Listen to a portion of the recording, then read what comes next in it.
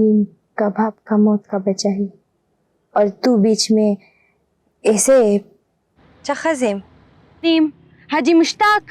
अब दूसरी शर्त, तमाम नेकियों के बदले में जो मुझे नेमत बारबीना है, अपने भाई का खून। 1 हफ्ता दिया है पहले तुम्हें मुझे यहाँ से मेरे घर ले जाने के लिए। इतने भी कौन सी गुस्से वाली बात हो गई, चलो न चल के बात करते हैं। अब्बा जी ता उगरा था। जिसे पून कर रही है, किधर है आपकी पून? उठा नहीं रही है।